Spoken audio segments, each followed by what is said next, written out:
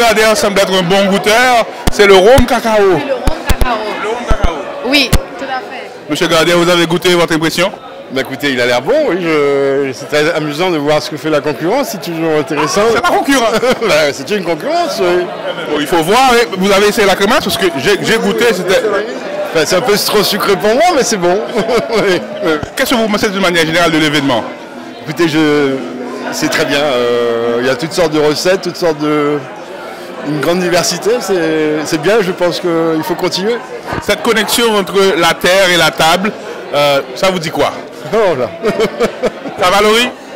Bien sûr, oui, et surtout ça valorise la production nationale. Tout ce que nous avons de bon ici, qu'on peut produire sur localement, et qu'on devrait mettre plus souvent en avant et qu'on devrait peut-être plus souvent faire goûter dans nos très grands restaurants.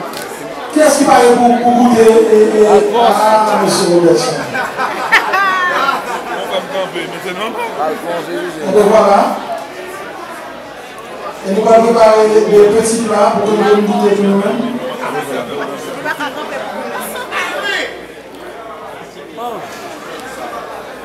Oui, c'est la première fois que je viens ici dans cette manifestation. Et comment vous trouvez l'ambiance en termes Oh, de... c'est merveilleux.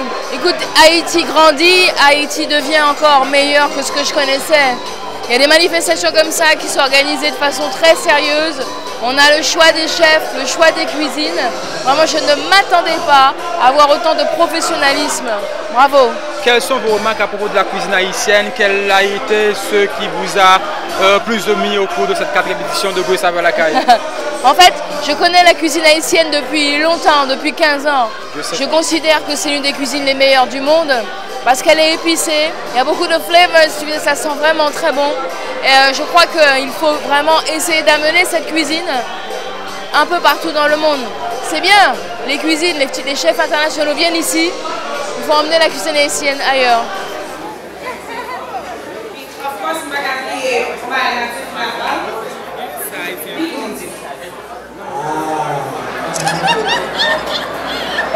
Regarde Jean Frère. Regarde Jean Frère. Et même vibe là.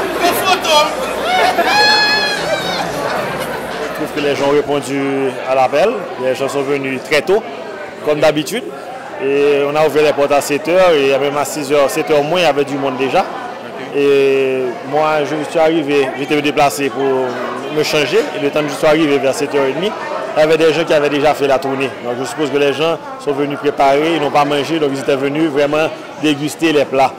Et jusqu'à présent, personne ne s'est plaint. Tout le monde, au contraire, fait que des compliments des plats qu'ils ont découverts.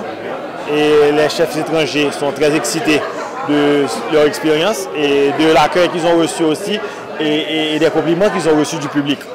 Donc jusqu'à présent, on peut dire que c'est réussi pour un début. Bon, dans cette 4e édition, c'est qu'on a un peu plus de chefs étrangers qui sont rentrés. Et la nouveauté, c'est que nous avons un chef, Eka Davis, qui est à l'arrière là. Cette chef-là qui est là, elle est un master chef chocolatier, elle est aux Bahamas. Et par exemple, elle va maintenant travailler avec le chocolat haïtien. Elle ne va pas travailler seulement en Haïti, elle va travailler aux Bahamas parce qu'elle a les plus grands resorts comme Atlantis, tout ça. Elle a plusieurs boutiques qui sont spécialisées dans le chocolat. Et elle va utiliser maintenant le chocolat haïtien.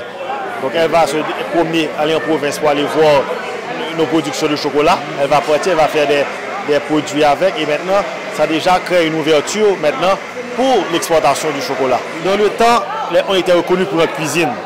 Au cours des années, on a un peu perdu les habitudes et les nourritures d'antan de certaines régions. Donc l'idée, c'est de les revaloriser. Mais non seulement les revaloriser, mais l'emmener au temps moderne. C'est-à-dire que maintenant, il y a beaucoup de fusion. Beaucoup de ces chefs étrangers là qui viennent font de la fusion. Ils utilisent ce qu'ils apprennent, mélangent avec ce qu'il y a de chez nous. Ils vont prendre de ce qui est chez nous et mélanger avec ce qui est chez eux. Donc l'idée, c'est de cette façon exporter nos produits. Donc quand disons qu'ils prennent le John John, disons qu'ils portent, ils vont faire maintenant des plats en utilisant notre John John. Donc le fait qu'ils utilisent notre John John qui est singulier à Haïti, maintenant ça crée une demande, ça va créer une demande pour le John John haïtien. Et là, ça va aider au boost à tous les autres travaux qui se font au niveau touristique et niveau agriculture pour un produit comme le John John. Ça c'est un exemple. Mais on aura beaucoup d'autres produits comme ça encore.